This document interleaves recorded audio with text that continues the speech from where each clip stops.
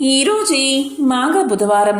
ఈరోజు ఎవరైతే మాఘస్నాన మహిమను తెలిపే ఈ కథను ఎవరైతే వింటారో వారు తెలిసి తెలియక చేసిన పాపాలు తొలగిపోతాయి. అదృష్టం ఉన్నవారు మాత్రమే ఈ కథను వింటారు. అటువంటి వారికి సూర్యలోకం ప్రాప్తిస్తుంది. మరి ఏ కథను వింటే సకల శుభాలు కలుగుతాయో ఇప్పుడు ఈ వీడియోలో తెలుసుకుందాం. మన భారతదేశం పరమ పవిత్రమైన కర్మభూమి. యజ్ఞాలు, యాగాలు, తపస్సులు, యోగాలు, హోమాలు, ధ్యానాలు, దైవ కార్యాలు ఎన్నో జరగడానికి ప్రధానమైన ప్రదేశం ఈ ప్రపంచంలో భారతదేశమే. ఇక్కడ వేదాలు అవతరించాయి. పవిత్రమైన కర్మకాండలు ఆచరణలో ఉన్నాయి. మహాత్ములైన మహర్షులు ఈ భారత భూమిని తమ అడుగు జాడలతో పరమ పవిత్రం చేశారు. ప్రజల పాపాన్ని పోగొట్టగలిగే గంగా, యమున, గౌతమి, కృష్ణ, కావేరి మొదలైన మహానదులు ఉన్నాయి. నైమిసారణ్యం, వింధ్యారణ్యం మొదలైన పావనమైన అరణ్యాలు ఉన్నాయి. ఆస్తికులైన పుణ్యాత్ములు ఉన్నారు. ఒకానొక సమయంలో మహర్షులంతా కలిసి మనకు ప్రశాంతంగా తపస్సు చేసుకోవడానికి, యజ్ఞయాగాదులు నిర్వర్తించుకోవడానికి అనుకూలమైన ఒక పవిత్ర ప్రదేశం కావాలి. అటువంటి ప్రదేశం చూపించమని మనం శ్రీ మహావిష్ణుదేవుణ్ణి ప్రార్థించాలి అని నిర్ణయించుకుని వైకుంఠానికి చేరుకున్నారు. అక్కడ శేషసాయి అయిన శ్రీ లక్ష్మీనారాయణ్ణి అనేక విధాలుగా స్తుతించారు. అప్పుడు నారాయణుడు మహర్షులను చూసి ఇలా పలికాడు. మహర్షులారా, మీరందరూ వచ్చిన పని ఏమిటి అని అడిగాడు. దానికి మహర్షులంతా ఆయనకు తమ కోరిక వెల్లడించారు. ఆయన వారిని చూసి ప్రసన్నుడై, ఓ మహర్షులారా, మీ కోరిక లోక కళ్యాణ కారణమైనది. తప్పకుండా నెరవేరుస్తాను. నా చేతిలోని చక్రాన్ని భూమి మీదకి విసురుతాను. అది ఎక్కడ పడుతుందో అక్కడికి 10 యోజనాల చుట్టుపక్కల ఉన్న ప్రదేశమంతా పుణ్యభూమి అవుతుంది. అది మీ తపస్సులకు, యజ్ఞయాగాది పవిత్ర కార్యాలకు అనుకూలమైన చోటవుతుంది అంటూ తన చేతి చక్రాన్ని భూమి మీదకి విసిరివేశాడు నారాయణుడు. అది వచ్చి ఇప్పుడు మనం మధ్యప్రదేశ రాష్ట్రం అనుకుంటున్న చోట పడింది. నేమి అంటే చక్రపు అంచు. ఆ చక్రపు అంచు పడి తిరిగిన ప్రదేశమంతా నైమిసారణ్యమని ప్రసిద్ధి పొందింది. దీంతో మహర్షులంతా నారాయణుడికి నమస్కారం చేసి ఆ నైమిసారణ్యంలో నివాసం ఏర్పాటు చేసుకున్నారు. ఆ తరువాత అనుష్ఠానాలు కొనసాగించుకుంటూ ఉన్నారు. వారు చేసే యజ్ఞయాగాలు చూడ్డానికి దేశంలో ఉన్న మహర్షులంతా వచ్చేవారు. ఒకసారి సౌనకాది మహర్షులంతా లోక కళ్యాణం కోసం 12 సంవత్సరాల పాటు దీర్ఘసత్ర యాగం చేస్తున్నారు. ఆ సమయంలో వ్యాస మహర్షి శిష్యుడైన రోమహర్షణుడి కుమారుడు సూత మహర్షి అక్కడికి వచ్చాడు. రోమహర్షణుడు వ్యాస మహర్షి శిష్యుడు. వ్యాసుడు తాను రచించిన పురాణాలు అన్నిటినీ ఈయనకు చెప్పాడు. ఈ రోమహర్షణుడు తన కుమారుడైన సూతునికి వాటన్నిటినీ బోధించాడు. ఈ తండ్రి కొడుకులిద్దరూ లోక సంచారం చేస్తూ పురాణాలన్నిటినీ ప్రచారం చేస్తూ ఉండేవారు. ఆ సూత మహర్షి నైమిసారణ్యంలో యాగం చేస్తున్న సౌనకాది మహర్షుల దగ్గరకు వచ్చాడు. సౌనకాది ముళ్ళంతా ఆయనకు అతిథి మర్యాదలు చేసి ఉన్నత ఆసనం మీద కూర్చోబెట్టి ఇలా అన్నారు. ఓ సూత మహర్షి, వ్యాసునికి ప్రియ శిష్యుడైన మీ తండ్రి పురాణ కథలన్నీ వినేవారి శరీరాలు ఆనందంతో పులకరించేటట్లుగా చెప్పేవారు. అందుకే ఆయన రోమహర్షణుడు అనే సార్థక నామాన్ని సంపాదించుకున్నాడు. ఇప్పుడు మీరు కూడా మళ్ళీ మీ తండ్రి అంతా పురాణాది విషయాలలో పాండిత్యం సంపాదించి తండ్రికి తగ్గ తనయుడు అనిపించుకున్నారు. మేము యాగం చేస్తున్న సమయంలో మీరు ఇక్కడికి రావడం మాకెంతో సంతోషంగా ఉంది. విరామ సమయాలలో పుణ్యకథలు చెప్పి మాకు సంతోషాన్ని కలిగిస్తూ ఉండండి ప్రార్థించారు సౌనకాది మహర్షులు. అప్పుడు సూతుడు వారందరికీ నమస్కారం చేసి, మీ ఆదరాభిమానాలకు నేనెంతో కృతజ్ఞుడిని. పురాణాలు కూడా వేద సమ్మతమైనవే కనుక ఈ యాగం జరిగే సమయంలో పురాణ శ్రవణం కూడా పుణ్యకార్యమే అవుతుంది. వ్యాసమునీంద్రుల అనుగ్రహం వల్లను మా తండ్రి గారి ఆశీస్సుల వల్లను నాకు తెలిసిన విషయాలను మీకు చెప్పి మీ ఆశీర్వాదాలు పొందడానికి ప్రయత్నం చేస్తాను. ఇప్పుడు మీ సెలవేమిటి అని ప్రశ్నించాడు. అప్పుడు మునులంతా, మహర్షి, ఇదివరలో వైశాఖ మాస కార్తీక మాస విశేషాలను, ఆ వ్రతానుష్ఠానం వల్ల కలిగే మహా ఫలితాలను మాకు వినిపించి సంతోషం కలిగించారు. ఇప్పుడు మాకు మాఘమాస విశిష్టతను, దానికి సంబంధించిన నియమాలను ఆచరించినందువల్ల కలిగే ఫలితాలను మాకు వివరించండి అని అడిగారు. అప్పుడు సూత మహర్షి ఒకసారి గురువులకు నమస్కారం చేసి, మునులారా, మీరడిగిన ప్రశ్న లోకానికి క్షేమాన్ని కలిగిస్తుంది. మీలాగా యజ్ఞయాగాలు చేయలేని ఆసక్తులు సులభంగా తరించడానికి ఈ మాఘమాస వ్రతం ఎంతో అందుబాటులో ఉంటుంది. మగా నక్షత్రం పూర్ణిమ నాడు వచ్చే మాసాన్ని మాఘమాసము అంటారు. శ్రీహరి, శంకరుడు మొదలైన దేవతలకు మాత్రమే కాక పితరులకు కూడా చాలా ప్రీతిని కలిగించే మాసమిది. మగా నక్షత్రం పితృదేవతలకు ప్రీతికరమైనది. పితృదేవతలు మొదలు విష్ణు మహేశ్వరాది దేవతలందరికీ ప్రీతి పాత్రమైనది.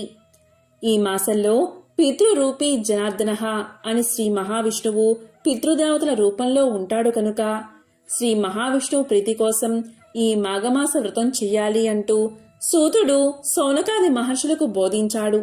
గృత్స మదముని జహ్ను మహర్షికి ఇలా చెప్పాడు.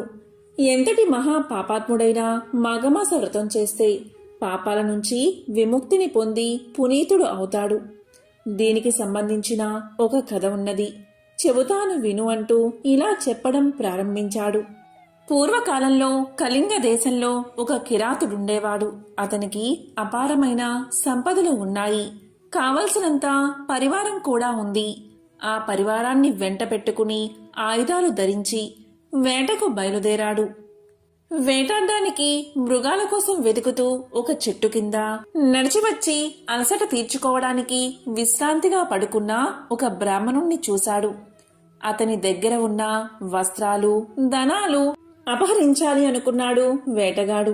ఆ బ్రాహ్మణుణ్ణి నిద్రలేపి అతని దగ్గర ఉన్న బట్టలు, మంచినీళ్ల చెంబు, సంచి అన్నీ ఊడలాక్కున్నాడు. తరువాత ఇలా అన్నాడు, బాపనయ్యా, నీ దగ్గర ఉన్న డబ్బంతా తీసి అక్కడ పెట్టు, లేకపోతే చంపేస్తాను అని బెదిరించాడు. పాపం ఆ బ్రాహ్మణుడు భయపడుతూ ఇలా పలికాడు, అయ్యా, నేను చాలా పేదవాణ్ణి. వచ్చేది మాఘమాసం కదా, నర్మదా నదిలో మాఘ స్నానాలు చేద్దామని నేను వెళ్తున్నాను. నా దగ్గర సొమ్మేమీ లేదు. నన్నేమీ చేయకు అని దీనంగా వేడుకున్నాడు. ఆ బ్రాహ్మణుడి మాటలకు వేటగాడికి కోపం వచ్చి తన చేతిలో ఉన్న కత్తితో 2 ముక్కలుగా బ్రాహ్మణుణ్ణి నరికేశాడు. కట్టుబట్టలతో సహా అన్నీ వెతికినా ఆ బాపడి దగ్గర ఒక్క పైసా కూడా దొరకలేదు వేటగాడికి.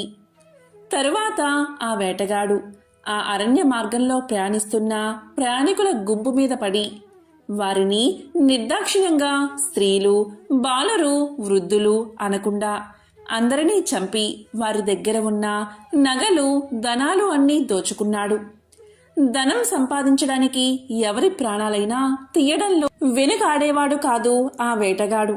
ఆ వేటగాడికి పట్టణంలో బంగారు నగలు చేసే ఒక కంసాలివాడు మిత్రుడిగా ఉండేవాడు. వేటగాడు తాను దోచుకువచ్చిన నగలన్నీ ఆ కంసాలికి ఇచ్చి అమ్మించి ధనం తీసుకుపోయేవాడు.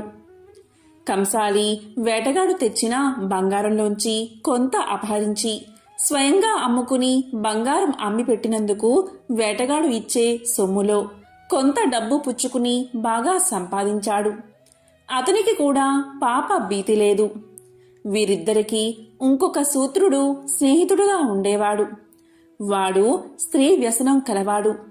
తండ్రి, తాతలు సంపాదించిన ధనం చాలా ఉంది. దొరికితే ఎవరినైనా మాయ మాటలతో మోసగించి వారి దగ్గర ఉన్న ధనాన్ని కాజేసేవాడు. అంతేకాదు, కొంచెం అందమైన ఆడది కనబడితే నయానో భయాన్నో ఆమెను లొంగదీసుకుని అనుభవించేవాడు. ఈ శూద్రుడికి 25 ఏళ్లు కూడా రాకముందే అతని తండ్రి చనిపోయాడు.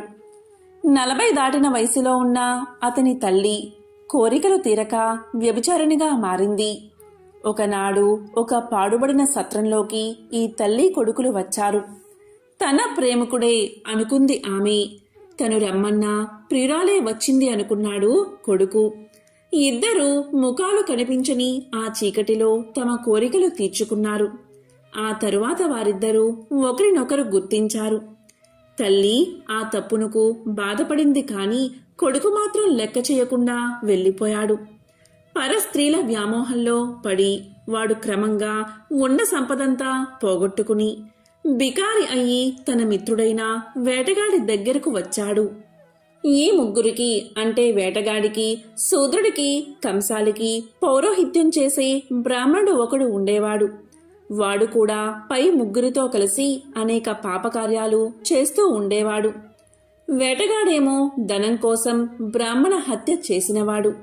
కంసాలి బంగారం దొంగలించినవాడు. శూద్రుడేమో తల్లితోనే వ్యభిచారం చేసినవాడు. ఇలాంటి వారితో స్నేహం చేస్తూ వారికి పౌరోహిత్యం కూడా చేస్తున్నా ఈ బ్రాహ్మణుడు కూడా పంచమహాపాతకాలు చేసినట్లే కదా. బ్రహ్మహత్య, సువర్ణ చౌర్యం, మద్యపానం, ప్రాణాలు తీయు క్రూరత్వం, గురుతల్ప గమనం అంటే గురుని భార్యతో రమించడం అనేవి 5 పంచమహాపాతకాలు. ఇలా ఉండగా ఒకరోజు వేటగాడు పంపిస్తే ఈ బ్రాహ్మణుడు గ్రామాంతరం వెళ్ళాడు. అక్కడ వీరవ్రతుడు అని ఒక స్తోత్రియ బ్రాహ్మణుణ్ణి చూశాడు.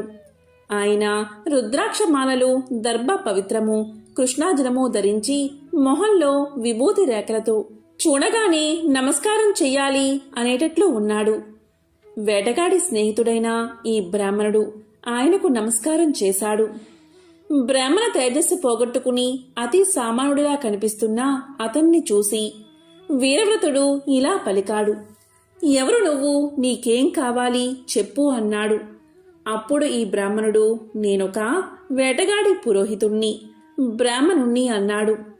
అప్పుడు వీరవ్రతుడు కొంచెంసేపు కళ్ళు మూసుకుని దివ్య దృష్టితో ఈ బ్రాహ్మణుడి కథంతా గ్రహించి కళ్ళు తెరచి ఇలా పలికాడు. నువ్వు చేసిన పాపాలన్నీ చెబుతాను విను. నీ యజమాని వేటగాడు బ్రహ్మహత్యాది పాపాలు అనేకం చేశాడు. వాడి మిత్రుడైన కంసాలి సువర్ణ చౌర్యం చేస్తున్నవాడు. వారికి ఇంకొక స్నేహితుడు ఉన్నాడు. వాడు శూద్రుడు, తల్లితోనే వ్యభిచారం చేసినవాడు. ఇలా పంచమహాపాతకాలు చేసిన వారికి పౌరోహిత్యం చేసి కలిసిమెలిసి తిరిగి నీ బ్రాహ్మణత్వాన్ని మంటగలుపుకున్నావు. పాపాత్ములను చూసినా, వారితో మాట్లాడినా, వారిని ముట్టుకున్నా వారి పాపాలన్నీ వీరికి అంటుకుంటాయి. అలాంటి వారితో మాట్లాడేటప్పుడు ఒక దర్భను చేతిలో పట్టుకోవాలి. అలా చేస్తే పాపాలు అంటవు. నువ్వు అటువంటి వారితో స్నేహం చేసి మహా పాపాత్ముడివై కుల భ్రష్టుడివి అయ్యావు. నీ వంటి వానితో మాట్లాడడం మహాదోషం.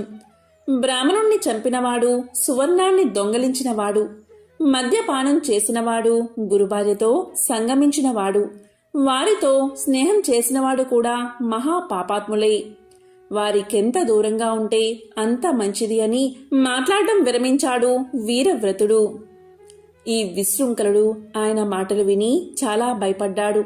ఆ వీరవ్రతుడికి దూరం నుంచే సాష్టాంగా దండ ప్రణామం చేసి చేతులు జోడించి ఇలా పలికాడు. మహాత్మా, నాకీ మహాపాతకాల నుంచి విముక్తి ఎలా కలుగుతుంది? నా పాపాలకు ప్రాయశ్చిత్తం ఏమిటో సెలవియ్యండి అని ప్రార్థించాడు. అప్పుడు వీరవ్రతుడు జాలి తలచి ఇలా అన్నాడు. ఓయి, నువ్వు చేసిన పాపాలకు మనువు చెప్పిన ప్రాయశ్చిత్తమే నేనిప్పుడు చెబుతున్నాను. ప్రతిరోజు నువ్వు చేసిన పాపాలను చెట్టుకో పుట్టకో చెప్పుకుంటూ 12 ఏళ్లు తీర్థయాత్రలు చెయ్యి. ఇంటింటికి పోయి భవతి భిక్షాదేహి అని యాచిస్తూ ఆ భిక్షాన్నం తింటూ ఉండు. మాఘమాసం వచ్చేటప్పటికి ప్రయాగ క్షేత్రానికి చేరి మాఘమాసం 4 రోజులు ప్రాతకాలంలో గంగా, యమున, సరస్వతి త్రివేణి సంగమంలో స్నానం చేసి ప్రయాగ క్షేత్రాధినాథుడైన మాధవుని అర్చనం చేసుకుంటూ ఉండు. ఈ 4 రోజులు త్రివేణి సంగమ స్థానంలో పొద్దున్నే స్నానం చేస్తే అటువంటి వాడి పాపాలన్నీ నిప్పులో పడిన తత్తి పోగులుగా నశిస్తాయి. మాఘమాసం వెళ్లిన తర్వాత 1 సంవత్సరం పాటు ప్రయాగలో ఉండి త్రివేణి సంగమ స్నానం చేస్తూ గోమాత భక్షించగా మిగిలిన బియ్యంతో అన్నం వండుకుని తిను. అప్పటికి నీవు చేసిన పాపాలకు ప్రాయశ్చిత్తము అవుతుంది, పాపాలు నశిస్తాయి అని చెప్పగా విని విశృంఖలుడు ఇలా పలికాడు. ఆర్య, నా మిత్రులైన కిరాతుడు, కంసాలి, శూద్రుడు ఇంకా ఆ పాపాలలో కూరుకుపోయి నరక బాధలు పడవలసిందేనా? వారి పాపాలకు ప్రాయశ్చిత్తం లేదా అని అడిగాడు. అప్పుడా వీరవ్రతుడు ఇలా పలికాడు. నీకు చెప్పిన ప్రాయశ్చిత్తమే వారికి వర్తిస్తుంది. నువ్వెలా చేశావో వారిని అలాగే చెయ్యమని చెప్పు అన్నాడు.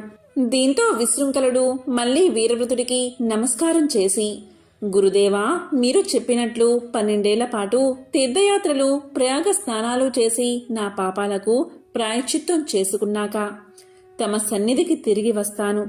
అప్పుడు నాకు ధర్మోపదేశం చేసి నన్ను అనుగ్రహించండి అని ప్రార్థించాడు.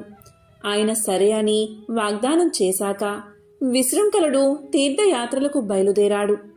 బయలుదేరే ముందు వేటగాడు మొదలైన మిత్రుల దగ్గరకు వెళ్లి వీరవ్రతుడు చెప్పిన ప్రాయశ్చిత్తం గురించి చెప్పి, స్నేహితులారా, మీరు కూడా పాపపు పనులు మాని ప్రాయశ్చిత్తం చేసుకోండి అని చెప్పి వెళ్ళిపోయాడు.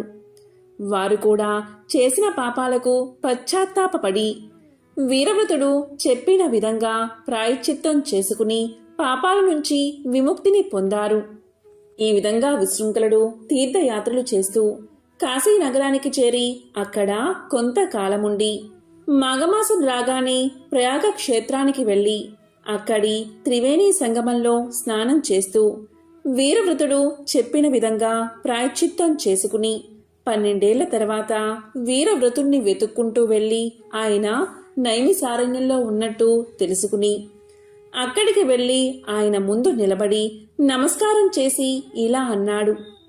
గురుదేవా, మీరు చెప్పిన ప్రకారం 12 సంవత్సరాలు తీర్థయాత్రలు చేసి నా పాపాలకు ప్రాయశ్చిత్తం చేసుకుని వచ్చాను. ఇంకేం చెయ్యాలో ఆజ్ఞాపించండి అన్నాడు. అప్పుడు వీరవ్రతుడు విశృంఖలుని ఆదరించి కుశల ప్రశ్నలు అడిగి ఇలా పలికాడు. విశృంఖల, నీ పాపాలన్నీ నశించాయి. త్రివేణి సంగమ స్నానం చేత దుష్టులతో స్నేహం చేసిన దోషం కూడా తొలగిపోయింది. ఇప్పుడు బ్రహ్మ తేజస్సుతో ప్రకాశిస్తున్నావు. 3 రోజుల పాటు మంత్రాలతో అభిమంత్రించిన తీర్థాలతో స్నానం చేయిస్తాను. ఈ 3 రోజులు నువ్వు ఉపవాసంతో ఉండాలి అని చెప్పి 3 రోజులు మంత్రాలతో పవిత్రమైన జలాలతో స్నానం చేయించాడు. దానితో విశృంఖలుడు సానపెట్టిన వజ్రంలా ప్రకాశించాడు. వీరవ్రతుడు విశృంఖలుడికి ఇలా అనేక ధర్మాలు ఉపదేశించాడు. నాయనా, వేద ధర్మాన్ని ఎప్పుడూ అనుసరించి ప్రవర్తించు. శాస్త్రం చెప్పిన విధంగానే కార్యక్రమాలు ఆచరించు, లేకపోతే అవి ఫలితాన్ని ఇయ్యవు. వివాహం చేసుకుని గృహస్థ ధర్మాలను ఆచరించు. సత్పురుషులను సేవిస్తూ ఉండు.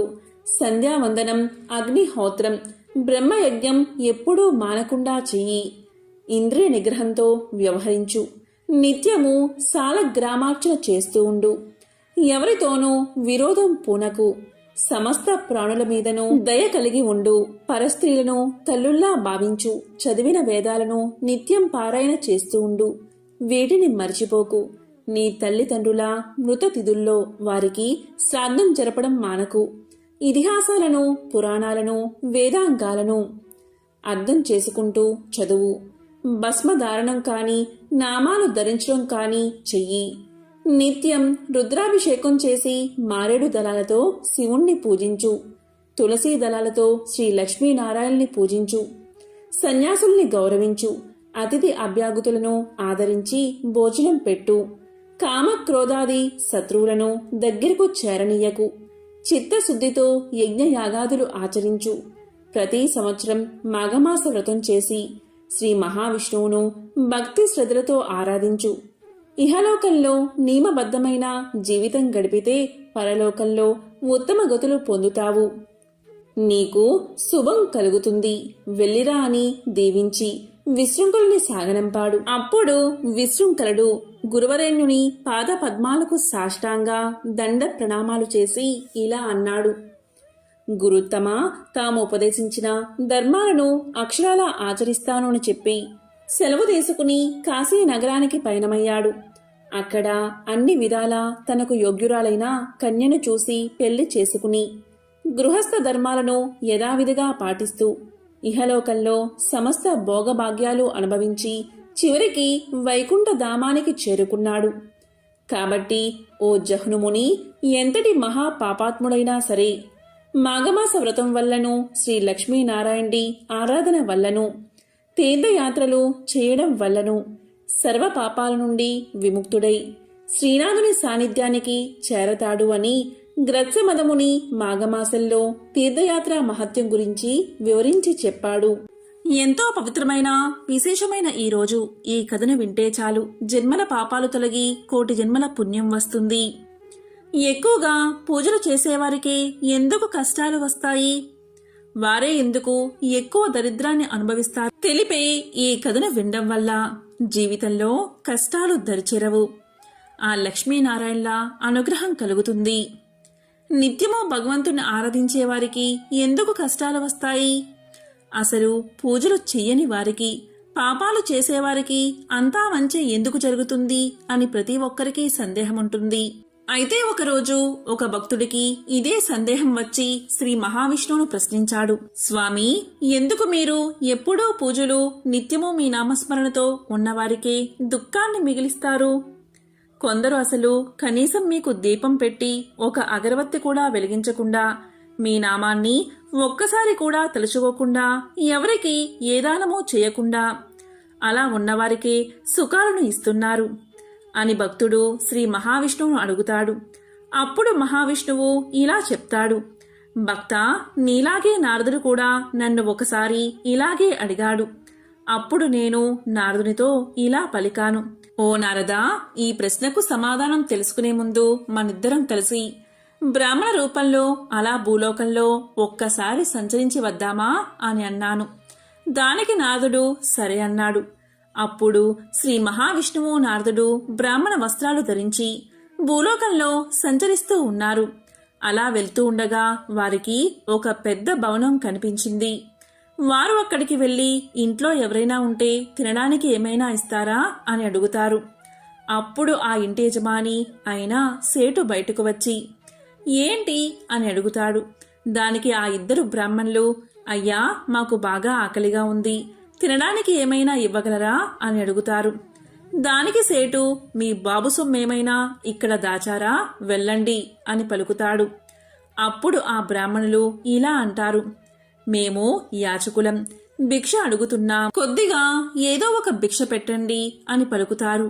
కాని సేటు మాత్రం వెళ్ళు వెళ్ళు, బయటకు వెళ్ళండి అని వారిద్దరినీ నెట్టేస్తాడు. అప్పుడు నారదుడు శ్రీ మహావిష్ణువు యొక్క చేతులు పట్టుకుని బయటకు తీసుకువచ్చి, స్వామి, ఈ సేటు అంత అవమానం చేశాడు. అతన్ని మీరు ఏమీ అనలేదు, మీరు అతన్ని శపించండి అని కోరాడు. అప్పుడు శ్రీ మహావిష్ణువు తన 2 చేతులను పైకు ఎత్తి, ఈ సేటుకు 4 వైపుల నుంచి ధనం రావాలి, ఈ సేటు వ్యాపారం ఇంకా అభివృద్ధి చెందాలి, ఇతని ఇంట్లో సంపద పెరగాలి అని వరాన్ని ప్రసాదిస్తాడు. ఆ మాటలు విన్న నారద మహర్షి శ్రీ మహావిష్ణువు యొక్క చేతులు పట్టుకుని ఇలా పలికాడు. స్వామి, ఏంటిది, ఆ సేటు మిమ్మల్ని తిట్టి వెళ్ళిపోమన్నాడు. అన్ని మాటలు అని అంతగా అవమానించి పంపితే మీరేమో లక్ష్మీ వృద్ధి చెందాలి అని అంటారేమిటి అని ఆశ్చర్యంగా అడుగుతాడు. కాని స్వామివారు మాత్రం దానికి ఎటువంటి సమాధానం చెప్పకుండా, పద నారదా, ఇక్కడి నుంచి వెళ్ళిపోదామంటాడు. నారదుల మహర్షుల వారికి ఏమీ అర్థం కాదు. అలా వారు ముందుకు వెళ్తూ ఉండగా ఒక పూరగుడిసె కనిపిస్తుంది. అక్కడ ఒక ముసలావిడ కూర్చుని ఉంది. ఆ ఇద్దరు బ్రాహ్మణులు అక్కడికి వెళ్లి, మాతా, భిక్షాందేహి అని అడగ్గా, అంటే తల్లి, మాకు ఆకలిగా ఉందమ్మా, తినడానికి ఏమైనా పెట్టమ్మా అని అడుగుతారు. అప్పుడు ఆ తల్లి ఇలా పలుకుతుంది. స్వాములారా, మా ఇంట్లో తినడానికైతే ఏమీ లేవు. నాకు ఒక ఆవు ఉంది.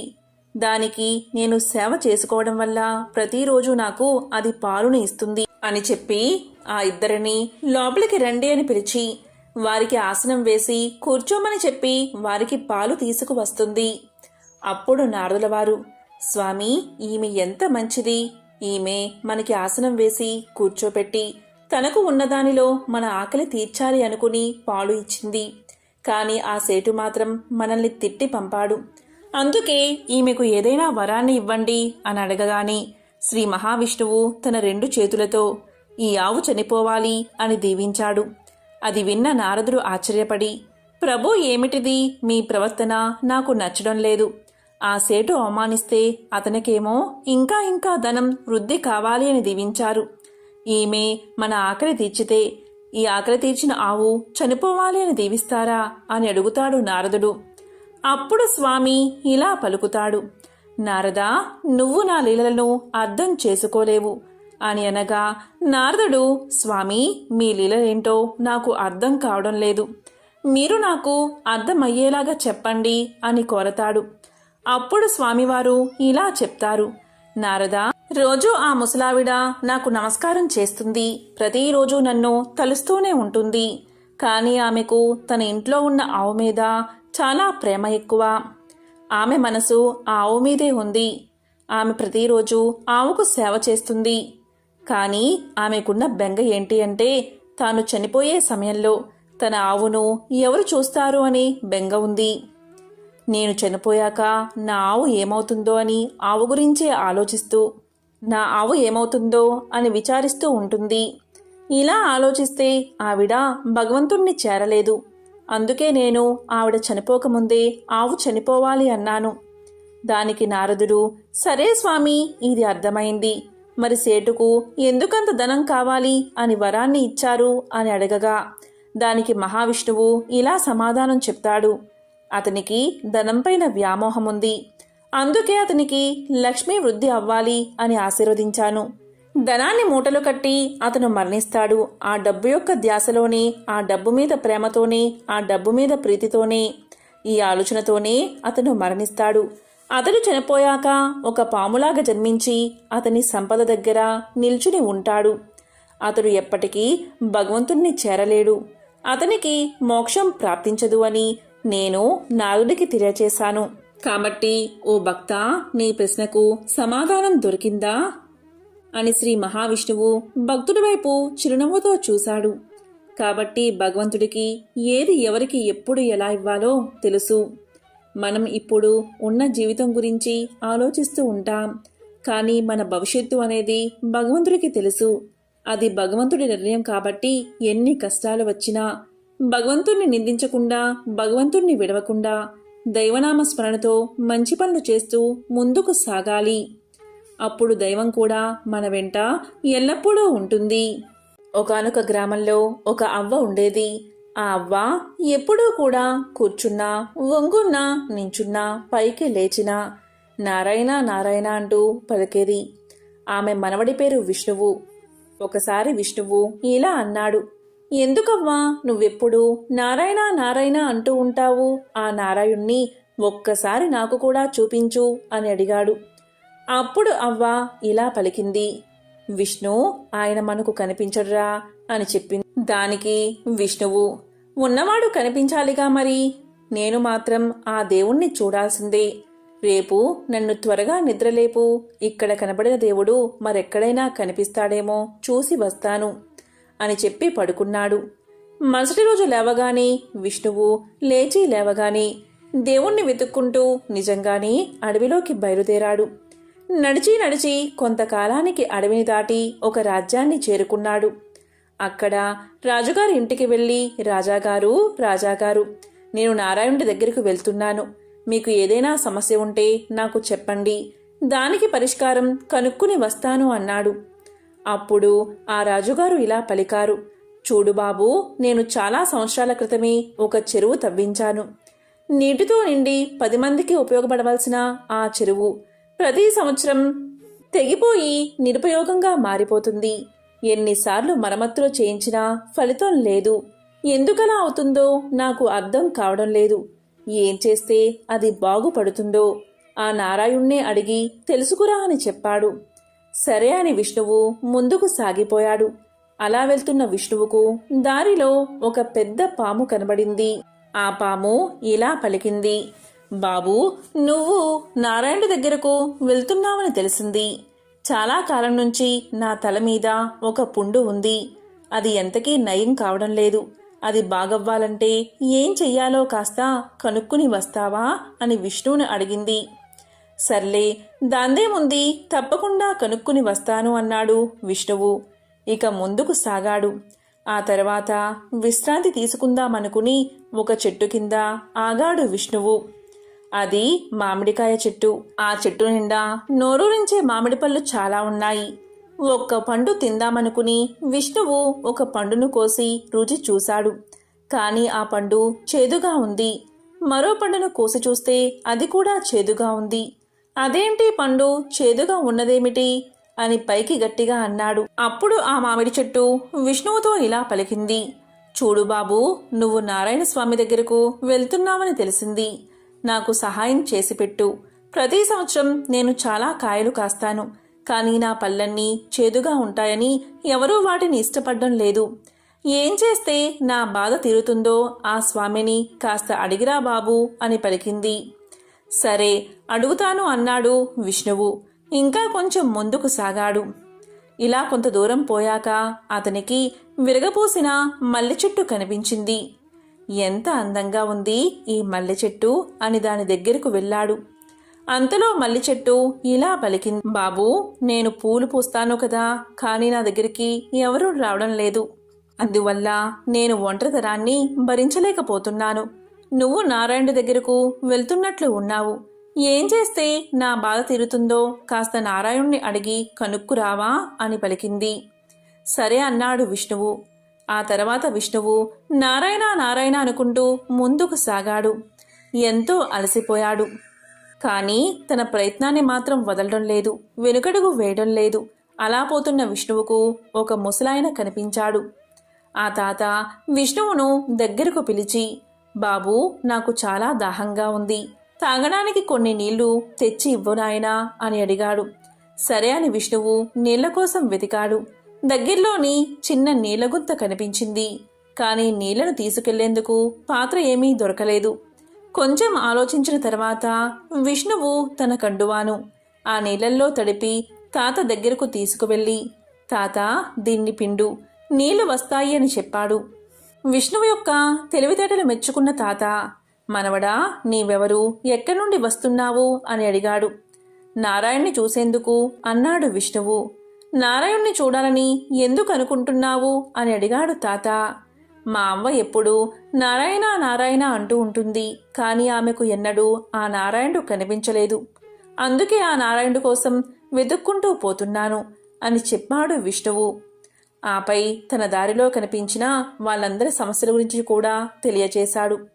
అప్పుడు ఆ తాత ఇలా అన్నాడు, నారాయణుడి గురించి అయితే నేనేమీ చెప్పలేను, కానీ మిగిలిన వాళ్ళ సమస్యల్ని మాత్రం తీర్చగలను. గత జన్మలో ఆ మల్లె చెట్టు ఒక అమ్మాయిగా పుట్టింది. అప్పుడు ఆ పిల్ల చాలా పూలను, పూల తీగలను కాళ్ళతో అదే పనిగా తొక్కుతూ ఉండేది. అందుకే ఈ జన్మలో ఆమెకు ఇలా జరుగుతుంది అన్నాడు తాత. మరి దానికి పరిష్కారం లేదా అని అడిగాడు విష్ణువు. పరిష్కారం ఉంది. ఎవరైనా ఒక యువరాణి ఆ చెట్టు పూలను తన తల్లో ముడుచుకుంటే ఆ తర్వాత ఆ చెట్టు పూలను అందరూ వాడతారు అన్నాడు తాత. ఆ తర్వాత మామిడి చెట్టు గురించి అడిగాడు విష్ణువు. ఆ మామిడి చెట్టు కింద బిందెడు బంగారం ఉంది. దాన్ని దోవలో పోయే దాసప్పకు ఇస్తే ఆ మామిడికాయలు తీయగా పండుతాయి అన్నాడు తాత. సరే అన్నాడు విష్ణువు. ఇక పాము గురించి అడిగాడు. ఆ పాము పుట్టలో ఒక వజ్రాల హారముంది. దాన్ని దారిన పోయే దాసప్పకు అప్పగిస్తే ఆ పాముకు ఉన్న పుండు మెరుగవుతుంది అని చెప్పాడు తాత. ఇక రాజుగారి గురించి అడిగాడు విష్ణువు. రాజు దోవలో పోయే దాసప్పను తెచ్చి ఇంట్లో పెట్టుకుని చదివించి రాజును చేస్తే అతనికి మేలు జరుగుతుంది అని చెప్పాడు తాత. తన మాట ఎలా ఉన్నా మిగిలిన వారందరికీ సమస్యలు పరిష్కారం అవుతున్నాయి అనే సంతోషంతో వెనక్కి తిరిగాడు విష్ణువు. తొలుత ఎదురైన మల్లె చెట్టుతో దాని సమస్యకు పరిష్కారం చెప్పాడు. అప్పుడా మల్లె చెట్టు, వేరే ఎవరు ఎందుకు, నువ్వే నా పూలను కోసుకుని వెళ్ళి రాణిగారికి ఇవ్వకూడదా అని పలికింది. సరే అని కొన్ని పూలు కోసుకుని ముందుకు సాగాడు. ఆ తరువాత ఎదురైన మామిడి చెట్టుతో దాని సమస్య ఎలా తీరుతుందో చెప్పాడు. అప్పుడు ఆ మామిడి చెట్టు ఇలా పలికింది, వేరే ఎవరున్నారు? ఇక్కడ ఉన్న బంగారాన్ని, బిందుడు బంగారాన్ని నువ్వే తీసుకో అంది. విష్ణువు సరే అని ఆ బంగారం తీసుకుని ముందుకు సాగాడు. తర్వాత విష్ణువు పాముకు కూడా పరిష్కారాన్ని చెప్పాడు. ఆ పాము తన పుట్టలోని హారాన్ని తెచ్చి విష్ణువుకే ఇచ్చింది. చివరికి రాజును కలిసి అతని సమస్యకు పరిష్కారం చెప్పాడు. దానికి రాజు, ఎవరో ఎందుకు, నువ్వే ఉండు అని రాజుగారు విష్ణువుకు అర్ధరాజ్యాన్ని ఇచ్చి తనతో పాటే ఉంచుకున్నారు. అంతలోనే విష్ణువుకు తాను నారాయణ్ణి కలుసుకోలేదని గుర్తుకు వచ్చింది. తన మతిమరుపుకు బాధపడుతున్న విష్ణువుతో అవ్వ ఇలా పలికింది. దేవుడు ఏ రూపంలో అయినా ఉంటాడు, ఎక్కడైనా ఉంటాడు. కష్టాల్లో ఉన్నవారికి సహాయం చేస్తే ఆ దేవుడు మనల్ని చల్లగా చూస్తాడు, మనల్ని కరుణిస్తాడు. నువ్వు నారాయణ్ణి చూడలేదని బాధపడవలసిన అవసరం లేదు. నీకు కనిపించిన ఆ ముసలాయన ఎవరనుకుంటున్నావు? ఇంకా అర్థం కాలేదా? ఆ నారాయణుడే అని అవ్వ విష్ణువుకు చెప్పింది. కాబట్టి భగవంతుడు ఎప్పుడు ఏ రూపంలో వచ్చి మన కష్టాలు తీర్చి మార్గాన్ని చూపిస్తాడో ఎవరికీ తెలియదు. కానీ మనస్ఫూర్తిగా దృఢ సంకల్పంతో దేవుడి కోసం ఎదురు చూస్తే ఖచ్చితంగా దేవుడు మనకు దర్శనమిస్తాడు, కష్టాల నుంచి బయటపడే మార్గాన్ని చూపుతాడు అనే విషయాన్ని ఈ కథ ద్వారా మనం తెలుసుకోవాలి. ఎంతో పవిత్రమైన, విశేషమైన ఈ కథను విన్నా, చదివినా, చెప్పినా, వినిపించినా జన్మల పాపాలు తొలగిపోతాయి, కోటి జన్మల పుణ్యం వస్తుంది, సకల శుభాలు కలుగుతాయి.